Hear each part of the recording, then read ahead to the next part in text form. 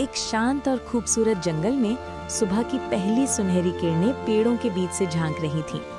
पूरा जंगल एक नए दिन का स्वागत कर रहा था। इसी जंगल में रहता था एक छोटा सा प्यारा सा कछुआ, चिंटू। चिंटू धीरे चलता था, लेकिन उसका दिल बहुत साफ और मासूम था। उसके दोस्त थे मोंटी बंदर, गौरी हिरण और पिंकी गिलहरी। वो सब मिलकर नदी के पास खेलते, हंसते और मजाक करते। एक दिन खेलते खेलते चिंटू ने फूलों वाली डाली को पकड़ा और अचानक क्रैक, वो डाली टूट गई। फूल जमीन पर गिर गए और चिंटू का दिल जोर से धड़कने लगा। मोंटी ने पूछा, ये किसने किया? चिंटू घबरा गया। उसकी आंखें इधर-उधर देखने लगी। मुझे नहीं पता, उसने धीरे से कहा। उस पल जंगल की रोशनी जैसे थोड़ी सी कम हो गई। रात हो गई, पर चिंटू सो नहीं पा रहा था। चांद की रोशनी पानी में उसका चेहरा दिखा रही थी, पर उस रिफ्लेक्शन में एक छोटी सी चिंता थी। उसने महसूस किया, झूठ दिल को भारी कर देता है।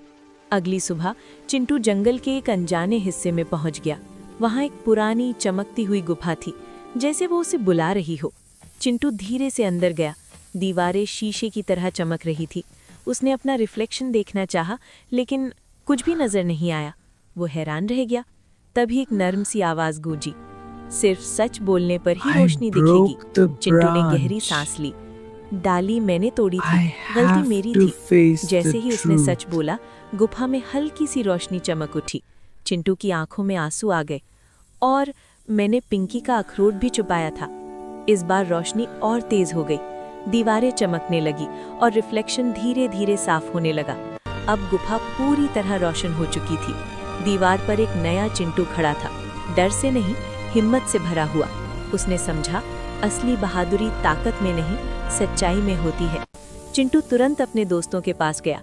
उसने झुककर कहा, मुझसे गलती हुई, मैंने झूठ बोला, मुझे माफ कर दो।